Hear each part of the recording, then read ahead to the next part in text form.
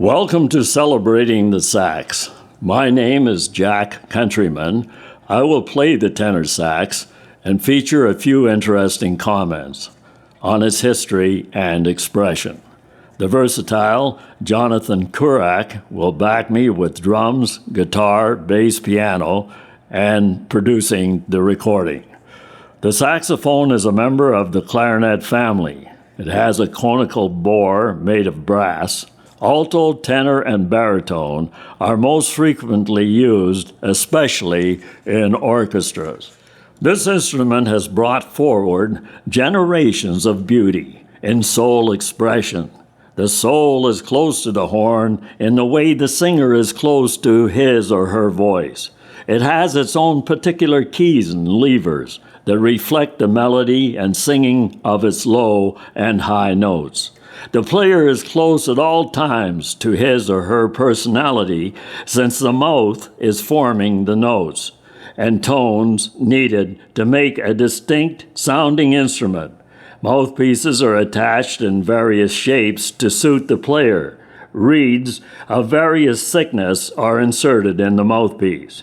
I personally favor a soft reed. Others prefer harder reeds that give a different sound.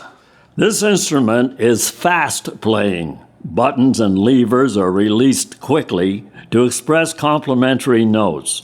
This is why you often hear saxophone leads in high-speed jazz. It also lends itself to long, forming, dreamy notes in ballads, orchestra arrangements, and rock and roll takeoffs. Whether or not you play it, this gorgeous instrument on a stand can form a beautiful piece of furniture in your den or living room. In 1800 time, the saxophone was invented by the great European instrument maker Adolphe Sax. In February 1844, the first saxophone was made. It was played by the inventor in a piece specially written for it by the great composer Hector Berlioz. Hector Louis Berlioz, 1803-69, was a great romantic composer. Berlioz's ideas of orchestration influenced later composers. Much of modern music can be traced back to him. Indirectly, he predicted Glenn Miller 100 years before his time by stating in 1850 that one day in the next century, a clarinet will be placed in the saxophone section, and when that happens, it will be the greatest sound ever heard. In the 1940s, the Glenn Miller Orchestra achieved this marvelous sound, and the Glenn Miller Orchestra will probably last as an eternal classic. In the following passage related to Adolphe Sax and his many struggles, this intensifies our celebration and appreciation for the saxophone, in that there was great opposition in our receiving it. Hector Berlioz commenting on his friend Adolphe Sax. It is unbelievable that this ingenious young artist has all the trouble in the world in making his way and maintaining himself in Paris.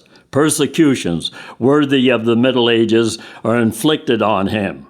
His workmen are enticed away, his designs stolen. He is accused of madness and driven to litigation. Such is the hatred that inventors excite amongst their rivals, who can invent nothing for themselves. Fortunately, the gifted inventor has always enjoyed friendship and protection of certain people. However, Berlioz kept using the saxophone in his world-famous symphony arrangements, allowing the instrument to move forward. He states in his memoirs, "The saxophone, a new member of the clarinet family, is of great value, particularly when the performer can bring out its characteristics. It should have special conservatory classes. The time is coming when every composer will want to use it." In the 1940s, Freddie Gardner brought great respectability to the alto saxophone with a large symphony orchestra by soloing two beautiful pieces, "I'm in the Mood for Love" and "Roses of Picardy." In the 20th century, Coleman Hawkins, Earl Bostic, Gene Ammons added great expression to the tenor saxophone.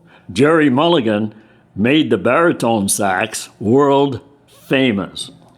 Jonathan and I will now present our first two arrangements, My Romance and the Christmas Song, made popular by saxophonist Gene Ammons. These melodies demonstrate the lower and middle range of the instrument.